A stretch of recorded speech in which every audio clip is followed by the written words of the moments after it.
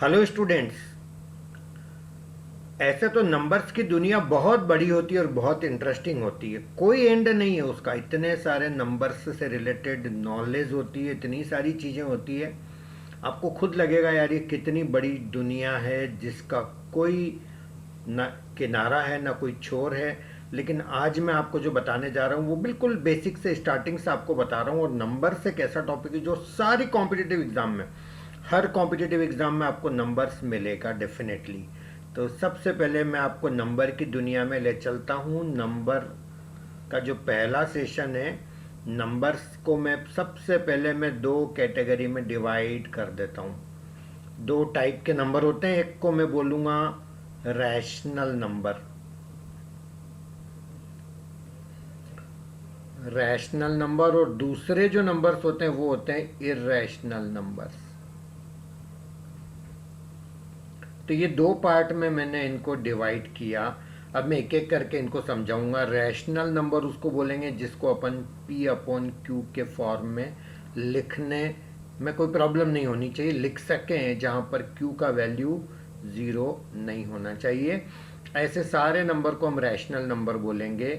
For example 1.5, इसको P upon Q के form में लिखना है 15/10 है ना, ऐसा लिख सकते हैं। तो ये आपको सिंप्लीफाई भी कर सकते हो, 5 3 जा 5 2 जा, तो ये P अपॉन क्यू के फॉर्म में लिख पाया। That's why that is the rational number. Is that clear? चलिए, इसके बाद मैं आपको बोलता हूँ कि जीरो के बारे में क्या बोलते हो आप, रैशनल नंबर है क्या? डेफिनेटली है, क्योंकि जीरो को आप 0/5 ऐसा लिख सकते हो। एनीथिंग हो गया ना P अपॉन क्यू का फॉर्म। अब रैशनल नंबर की दुनिया जो होती है उसमें भी फिर दो पार्ट्स होते हैं, समझते जाइएगा एक एक चीज को अच्छे से। एक होता है इंटीजर वाला पार्ट और दूसरा होता है फ्रैक्शंस वाला पार्ट। ये रैशनल नंबर की दुनिया में दो पार्ट होते हैं। Is that clear? अब जहां तक मैं इंटीजर की बात करूं तो इसके अंदर भी फिर तीन वैरायटी, तीन पार्ट में कर देता हूं। एक होता है मेरा जीरो, एक होता है मेरा positive integers,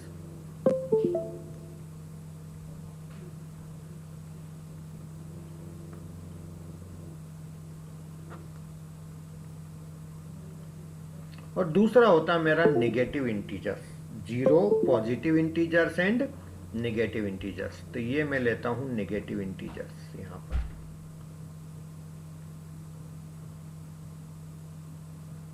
negative integers, positive integers इनको बोलेंगे 1 2 3 4, ये पॉजिटिव इंटीजर। और नेगेटिव इंटीजर -1 -2 -3, ये नेगेटिव इंटीजर। अब आते हैं अपन फ्रैक्शंस के ऊपर। फ्रैक्शन में फिर तीन वैरायटी होती है। एक होता है प्रॉपर फ्रैक्शन, एक होता है इम्प्रॉपर फ्रैक्शन, और तीसरा होता है मिक्स्ड फ्रैक्शन। प्रॉपर फ्रैक्शन ऐसा होता है 1/2 जो लेस देन 1 होता है। इम्प्रॉपर फ्रैक्शन ऐसा होता है जैसे 4/3, ये मेरा ग्रेटर देन 1 टाइप का होता है। और मिक्स्ड फ्रैक्शन ऐसा होता है 1 इंटीजर 2/3, जिसका एक पार्ट पॉजिटिव इंटीजर होता है और दूसरा पार्ट एक फ्रैक्शन होता है। तो ये तो हो गई हमारी फ्रैक्शंस की दुनिया। ये हमारी इंटीजर्स की दुनिया जिसमें जीरो होता है। Zero is neither positive nor negative, zero neutral है, neither positive nor negative. Clear? तो ये तो हो गई अपनी रैशनल नंबर की पूरी दुनिया। अब बात करते हैं अपन इर्रेशनल नंबर किसको बोलते हैं, है ना। इर्रेशनल नंबर वो होते हैं जिनको आप P अपॉन क्यू के फॉर्म में लिखने की कोशिश भी करो तो नहीं लिख पाओगे। फॉर एग्जाम्पल √2, √3, √5, √7, तो ये सारे के सारे नंबर मेरे इर्रेशनल नंबर टाइप के हैं। Is that clear? जिनको अपन P अपॉन क्यू के फॉर्म में नहीं लिख सकते, तो ये मेरे क्या कहलाएंगे, इर्रेशनल नंबर कहलाएंगे। ऐसे क्लियर? एक पाई होता है वो भी इर्रेशनल नंबर होता है, क्योंकि आपको लगता होगा पाई का वैल्यू 22/7 है। नहीं, pi is not equal to 22/7। Pi का वैल्यू मैं आपको बता रहा हूँ लिख के क्या होता है। पाई का वैल्यू होता है 3.14 और 3.14 के बाद जो पाई का वैल्यू है वो मैं आपको बताता हूँ ये कहाँ तक जा रहा है। 3.14 159265 159265 ये चलता ही जाता है, कोई इसका एंड नहीं है। और इतना बड़ा नंबर जिसका कोई एंड नहीं है उसको हम कैलकुलेशन करने के लिए कैसे लें, तो ये हमारी प्रॉब्लम है, इसलिए हम इसको अप्रोक्सीमेटली नियरली ये 22/7 के इक्वल होता है, इसलिए हम इसको 22/7 ले लेते हैं।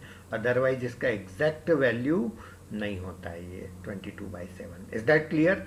तो ये हमारी दुनिया हो गई पूरी रैशनल और इरेशनल नंबर की दुनिया हो गई। थोड़ा सा हम आगे बढ़ते हैं, आगे बढ़ के मैं आपको बताता हूँ और क्या क्या चीज़ें हम नंबर्स के अंदर पढ़ेंगे। चलिए,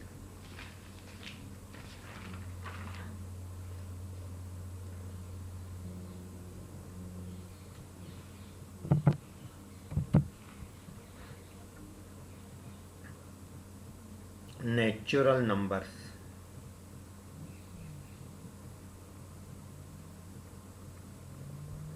सिंबल है इसका n, 1 2 3 4 है ना, ये पॉजिटिव इंटीजर ही तो है नेचुरल नंबर्स। इनको हम लोग नेचुरल नंबर्स बोलते हैं, होल नंबर्स।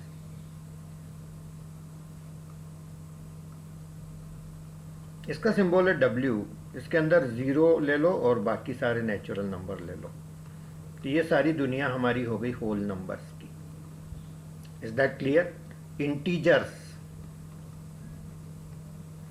अब इंटीजर्स में तो सारे आ जाएंगे, तो इंटीजर में हम 0 को भी ले लेंगे सेंटर में, और इधर -1 -2 -3 ऐसे कोई एंड नहीं है, और इधर +1 +2 +3 इधर भी कोई एंड नहीं है। तो ये हमारा इंटीजर्स का सेट हो गया। इसके बाद आते हैं प्राइम नंबर्स, है ना, बहुत छोटे छोटे डेफिनेशंस या इंफॉर्मेशन से जो आपको पता होनी चाहिए। प्राइम नंबर किसको बोलते हैं? Prime numbers having exactly two distinct factors। Prime number उनको बोलते हैं जिनके एग्जैक्टली दो डिस्टिंक्ट फैक्टर होते हैं, जैसे 5 के दो फैक्टर है, एक 1 और एक खुद 5, तो ऐसे नंबर को हम प्राइम नंबर बोलेंगे। ये दो अलग अलग डिस्टिंक्ट फैक्टर हैं, exactly two distinct factors belongs to natural number. और वो जो दो डिस्टिंक्ट फैक्टर है वो क्या होना चाहिए? नेचुरल नंबर होना चाहिए। Is that clear? चलिए, 7 प्राइम नंबर है क्या? एक 1 और एक 7। 11 प्राइम नंबर है, यस, एक 1 और एक 11। बस जिसके एग्जैक्टली दो डिस्टिंक्ट फैक्टर है वो क्या है? प्राइम नंबर है। I hope that is clear. एक छोटा सा कॉन्सेप्ट यहाँ पर मैं आपके साथ और शेयर करना चाहता हूँ। सपोज एक नंबर है 59। सपोज आपको चेक करना है कि ये प्राइम नंबर है या नहीं है। उसका एक तरीका मैं आपको बताता हूँ। इसके नेबरहुड में, यानी इसके आस पड़ोस में कोई ऐसा नंबर है जो परफेक्ट स्क्वायर हो? यस, 64। उस नंबर का रूट कितना होता है? 8। उससे छोटे प्राइम नंबर कौन कौन होते हैं? 7 5 3 2। 2 भी होता है, मालूम है ना आपको, prime number. This is the only even prime number. 2 is only even prime number. इसके अलावा और कोई इवन नंबर होता ही नहीं है जो प्राइम नंबर हो। Is that clear? अब अपन एक एक करके चेक करते हैं। क्या ये 59 इस 7 से डिविजिबल है? नहीं। क्या ये 59 5 से डिविजिबल है? नहीं। क्या ये 59 3 से डिविजिबल है? नहीं। क्या ये 59 2 से डिविजिबल है? नहीं। किसी से भी नहीं है, पक्का हो गया कि ये प्राइम नंबर है। ये इसका टेस्ट है, ये ऐसे अपन चेक कर सकते हैं। Is that clear? चलिए आगे बढ़ते हैं।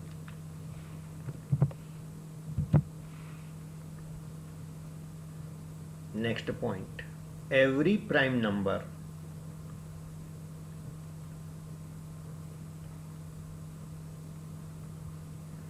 except 2 and 3 can be written as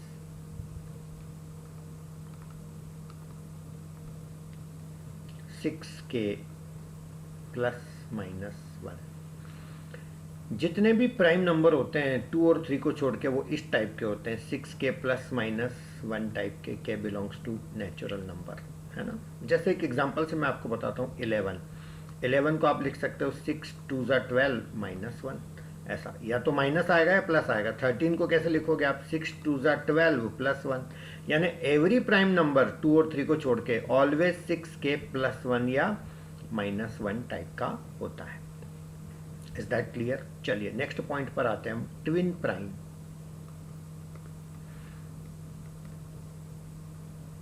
twin prime कितने ब्यूटीफुल वर्ड्स है, कितना अच्छी थ्योरी है ये। ट्विन प्राइम उसको बोलते हैं the primes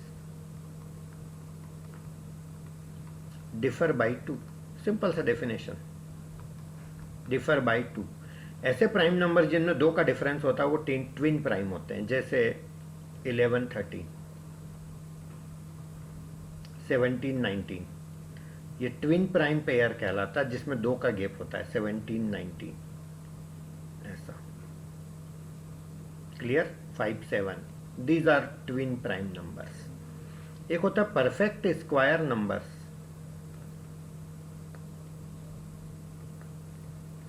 perfect square numbers वो होते हैं जो किसी के स्क्वायर होते हैं। जैसे 1 का स्क्वायर 1, 2 का 4, 3 का 9, देन 16, देन 25, ऐसा। ये होते हैं हमारे परफेक्ट स्क्वायर नंबर्स। एक होते हैं परफेक्ट नंबर्स, ये बहुत अलग चीज़ है, ये जानते नहीं है लोग इसके बारे में। Perfect numbers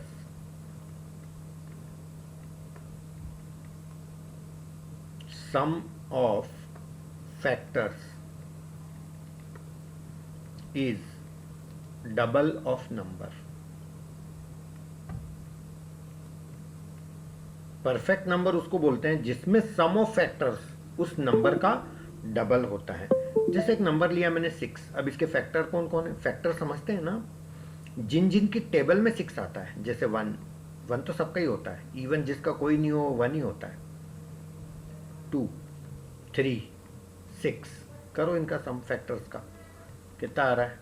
6 + 3 9 + 2 11 + 1 12। देखो इसका डबल आ रहा है ना, इसका मतलब ये 6 क्या है? परफेक्ट नंबर है। एक और एग्जांपल बताता हूँ, 28 1 2 4 7 14, देन 28। खुद नंबर खुद का भी फैक्टर होता है। इन सब का सम करोगे आप तो 56 आ जाएगा, जो कि इस 28 से डबल है। मतलब पक्का है कि ये खुद भी क्या है? परफेक्ट नंबर है। तो यानी कि 6 एक परफेक्ट नंबर है, 28 एक परफेक्ट नंबर है, ऐसे बहुत सारे परफेक्ट नंबर आते चले जाएंगे। अब आप बोलोगे सर हमें कैसे पता चलेगा परफेक्ट नंबर, और आगे क्या आएगा या कैसे निकालेंगे हम परफेक्ट नंबर? इसका एक छोटा सा फार्मूला होता है, 4n - 2n divided by 2, where n is prime. बस n की जगह प्राइम नंबर रखते चले जाओगे तो आपको परफेक्ट नंबर मिलते चले जाएंगे। This is very simple formula. सबसे छोटा प्राइम नंबर कौन होता है? 2। एक बार 2 रख के देखो यहाँ पर, तो 4^2 - 2^2 अपॉन 2, 4^2 कितना होता है? 16, 2^2 4/2, 16 - 4 12/2, फाइनली आ गया 6। तो ये हमारा फर्स्ट परफेक्ट नंबर आ गया। इस तरह से परफेक्ट नंबर मेरे जनरेट होते चले जाएंगे। हो सकता है स्टार्टिंग वाली ये सब चीज़ें आपको ज़्यादा अच्छी नहीं लगे, पर आगे आने वाली चीज़ें जो इसमें बहुत अच्छा और बहुत इंटरेस्टिंग है। लेकिन हमें स्टार्ट तो यहीं से करना पड़ेगा, एटलीस्ट बेसिक तो पता हो नंबर्स क्या होते हैं, परफेक्ट स्क्वायर क्या होता है, परफेक्ट नंबर क्या होता है, नेचुरल नंबर क्या होता है, होल नंबर क्या होता है, इंटीजर क्या होता है, एट्सेट्रा एट्सेट्रा। तो ये बेसिक चीज़ें हमें बार बार फेस करना पड़ती है और हमें कोई प्रॉब्लम नहीं आए, इसलिए स्टार्ट में ही इन चीज़ को मैं बता देता हूँ। Is that clear? बात समझ में आ गई? चलिए आगे बढ़ते हैं। अब हम बात करते हैं डेसिमल्स। कुछ नंबर हमारे डेसिमल्स फॉर्म में होते हैं। अब जो हमारे डेसिमल्स होते हैं वो डेसिमल हमारे 2 टाइप के होते हैं, ध्यान से देखना।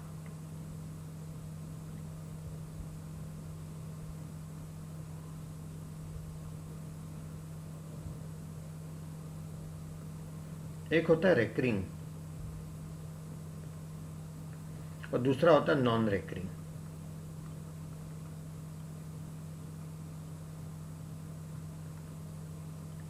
एक होता है रेकरिंग डेसिमल और एक होता है नॉन रेकरिंग डेसिमल। अब रेकरिंग डेसिमल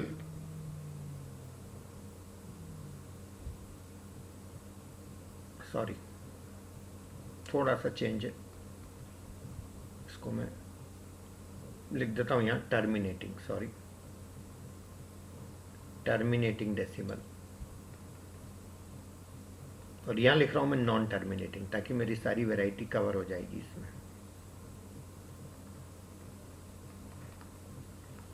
और नॉन टर्मिनेटिंग के अंदर दो वैरायटी होती है, रेकरिंग एंड नॉन रेकरिंग।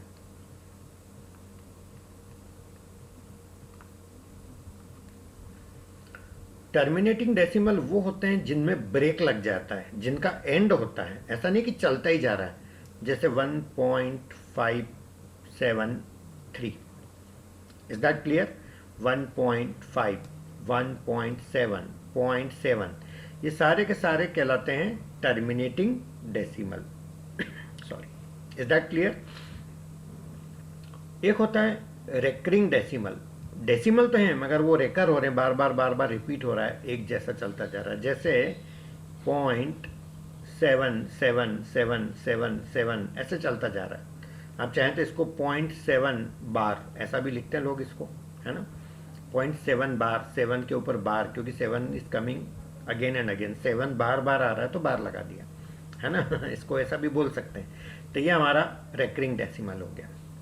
एक होता है नॉन रेकरिंग। अच्छा, रेकरिंग में ऐसा भी हो सकता है, जैसे 0.35 पे बार लगा है तो ये 0.35 अगेन 35 अगेन 35, कुछ सिस्टम तो है ना इसमें, ये रेकर हो रहा है 35।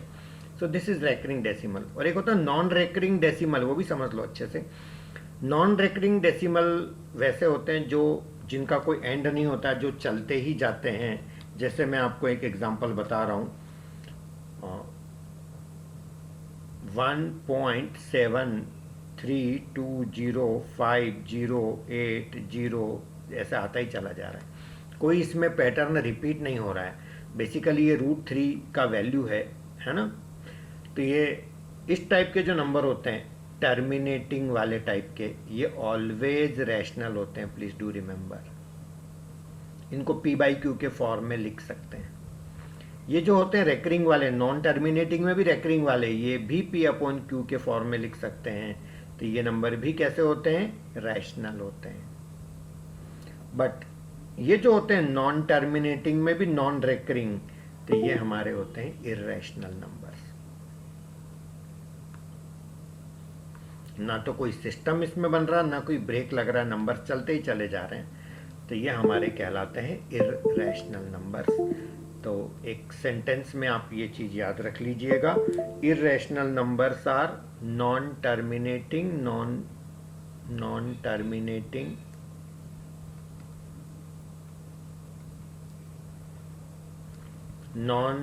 Recurring decimals are irrational numbers.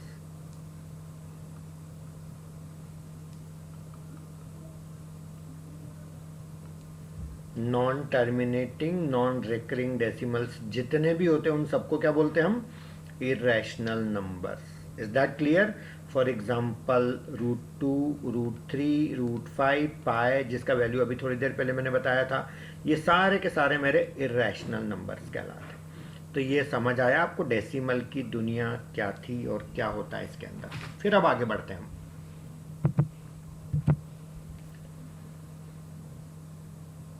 अब क्वेश्चन ये उठता है, कई बच्चे बोलते हैं सर आपने 0.7777 इस टाइप के नंबर को रैशनल बोला, इसका मतलब ये इस टाइप का होना चाहिए, P/Q टाइप का। तो सर इसको लिख के बताइए आप, P/Q के फॉर्म में इसको हम कैसे लिखेंगे? ये तो चलता ही जा रहा है, कोई इसका एंड नहीं है। Yes, we can write in the form P/Q। तो मैं आपको समझाता हूँ ये कैसे आएगा इसका वैल्यू। मैं मान लेता हूँ इसका वैल्यू x है, मुझे नहीं पता इसका वैल्यू क्या है, 0.77777 चलता जा रहा है। यदि मैं इसको 10 से मल्टीप्लाई कर दूं इस नंबर को, तो ये आ जाएगा 7.7777 चलता जाएगा, क्योंकि मेरा 10 से मल्टीप्लाई करने से पॉइंट यहाँ शिफ्ट हो जाएगा। क्लियर? चलिए अब सब्ट्रैक्ट करते हैं अपन। 10x में से x गया तो क्या बचा 9x, और इसमें से इस नंबर को सब्ट्रैक्ट करोगे तो 0.77 जो बाद वाला पार्ट है वो पूरा ही कैंसिल होके बचेगा क्या, सिर्फ ये वाला 7 बचेगा मेरा।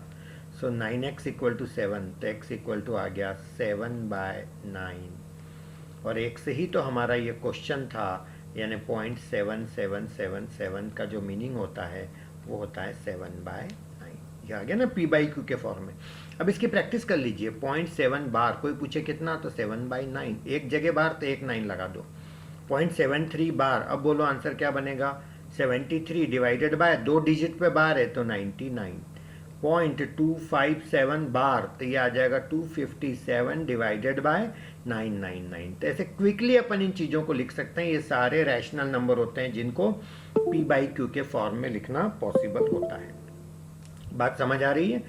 0.3579, जल्दी से बोलो 3579 डिवाइडेड बाय 9999, है ना, इन पे बार है, इस पे सॉरी। हाँ, तो ये रूल जो मैं बता रहा हूँ तभी लगाना जब सारे के सारे नंबर पे बार हो। आधे अधूरे पे, आधे पे बार है, आधे पे नहीं है, उसको कैसे करना मैं आपको ये भी सिखाने वाला हूँ। Yes please.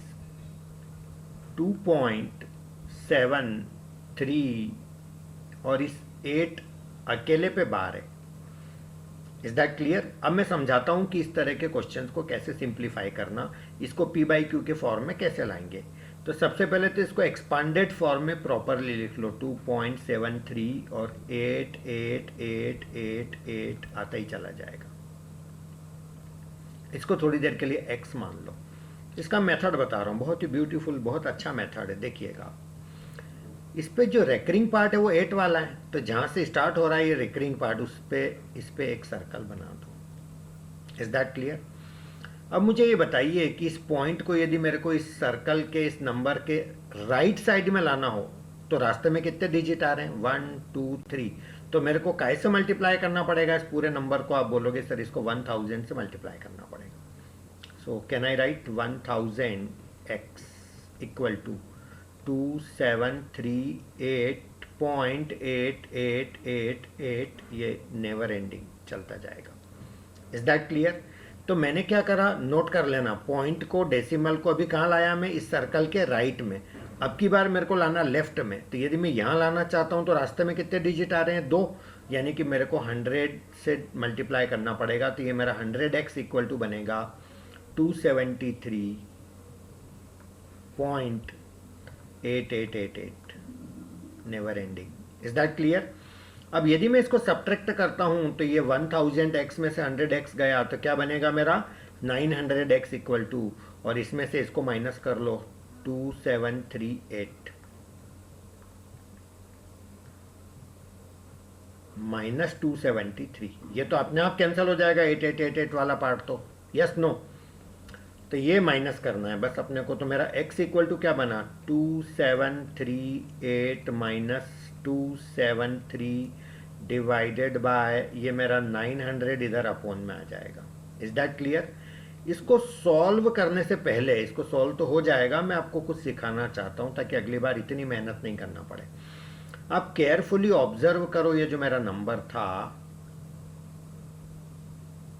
उसमें यदि अपन इस पॉइंट को भी हटा दें और इस बार को भी हटा दें तो नंबर क्या है मेरा 2738, ये रहा 2738 माइनस, अब ये बार वाले को हटा दो, बार वाले को मत देखो, पॉइंट को भी छोड़ो, 273, ये रहा मेरा 273, है ना। और एक डिजिट पे बार आ रहा है इसलिए एक जगह 9 आ रहा है, और पॉइंट के बाद 2 डिजिट पे बार नहीं आ रहा है तो इसलिए 2 0 आ रहे हैं। ये इस तरह का थोड़ा सा हैबिट हो जाए, ऐसा याद हो जाए आपको तो आपका टाइम बहुत बचेगा। समझ आया कि नहीं आया, नहीं आया ना अच्छे से। चलो मैं आपकी प्रैक्टिस करवा देता हूं। देखो 0.12345, देखना गौर से, ये पूरे के पूरे पे बार लगा दिया मैंने। अब बोलो क्या आंसर है इसका 1 2 3 4 5 डिवाइडेड बाय 99999। ठीक है। अब देखो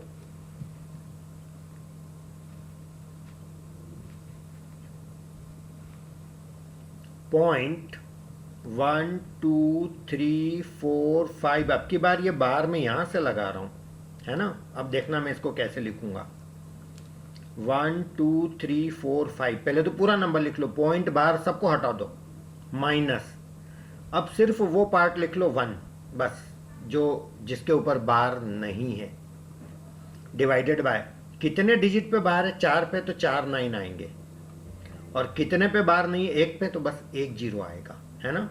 अभी भी समझ नहीं आया हो तो एक और एग्जांपल, पॉइंट 1 2 3 4 5, अब की बार मैं बार लगाना स्टार्ट कर रहा हूँ यहाँ से, तो इसका आंसर होगा 1 2 3 4 5 माइनस 12, क्योंकि जिस पे बार नहीं है वो 12 है, यहाँ 3 भी लिखा होता तो वो भी ले लेते, डिवाइडेड बाय 3 डिजिट पे बार है तो 3 9 आ जाएंगे, और 2 पे बार नहीं है तो 2 0 आ जाएंगे। Are you getting this thing. अगला पॉइंट 1 2 3 4 5, अब की बार मैं बार इन 2 पे ही लगा रहा हूं, अब बोलो answer, 1 2 3 4 5 minus 1 2 3 divided by 2 digit पे बार है तो 2 9 आएंगे और 3 0 आएंगे। इस तरह से हम चीज़ों को मैनेज कर सकते हैं। I hope that is clear. तो सेम फंडा यहाँ पर एक बार और देख लो, यहाँ पर 2.738, तो पहले बार पॉइंट सब हटा दिया, 2738 माइनस 273 बगैर बार वाला नंबर, अपॉन एक बार एक डिजिट पे बार है तो 1 9, और 2 डिजिट पॉइंट के बाद है जिस पे बार नहीं है तो 2 0। इस तरह से हम चीज़ों को मैनेज कर सकते हैं। इज दैट क्लियर, कोई प्रॉब्लम तो नहीं। तो ये बनते चले जाएंगे क्वेश्चन इसके।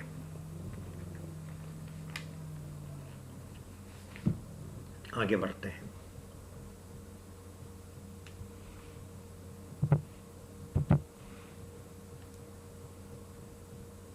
Question, write the following number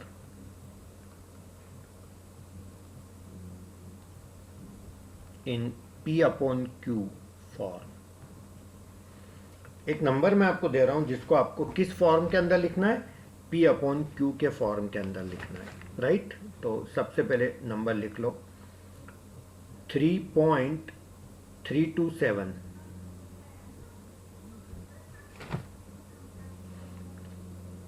sorry 5.327 plus 0.00027 plus point 1 2 3 4 5 0 then 27 plus dash dash dash, unlimited चलता ही जा रहा है। अब इसको आप ऐसा लिख लो 5.327, इसके नीचे लिख लो 0.00027, ये 0.000, ये मेरा हो गया 27, इसके नीचे पॉइंट के बाद ये 1 2 3 4 5 0, पॉइंट के बाद 1 2 3 4 5 0 27, और ऐसे आते चले जाएंगे नंबर, यस नो। अब इन सब का टोटल करेंगे तो ये 5 तो मेरा आना ही है, पॉइंट ये 3 भी आना है मेरा, अब ये यहाँ 2 आ रहा है, यहाँ 7 आ रहा है, फिर वही 2 7, फिर वही 2 7, ये आते चले जाएंगे, यस नो। अब इसको मैं थोड़ी देर के लिए यहाँ पर ऐसा लिख लेता हूँ, मेरा नंबर है 5.3, और ये 2 7 मेरा रेकर हो रहा है बार बार, देखो आप, तो कैनाई से 2 7 पे बार लगा दिया, और इसका आंसर डायरेक्ट अब निकाल सकते हैं। मैंने जो ट्रिक सिखाई थी 5327, पहले तो पूरा लिख लो, पॉइंट बार सबका टेंशन छोड़ दो, माइनस, अब बार को छोड़ के जो नंबर है वो मेरा 53 है, पॉइंट नहीं लेना, डिवाइडेड बाय 2 डिजिट पे बार है तो 2 9 आएंगे, और पॉइंट के बाद 1 डिजिट पे बार नहीं है तो 1 0 आएगा। That is my answer. Is that clear. तो 5327 में से 53 माइनस कर लो तो यहाँ 4 आ जाएगा, यहाँ 7 आ जाएगा, 5327 में से 53 माइनस करना है तो ये 4, ये 7, ये 2 और ये 5, तो 5274 डिवाइडेड बाय 990। फर्दर सॉल्व चाहें तो कर सकते हैं। This is my answer. Is that clear. तो आज के लिए इतना ही। इसके बाद नेक्स्ट सेशन में मैं आपको और भी चीज़ें बताऊंगा नंबर्स से रिलेटेड, बहुत ज़्यादा इंटरेस्टिंग फैक्ट्स आपको और मैं आपके साथ शेयर करूंगा। Thank you so much, have a nice day.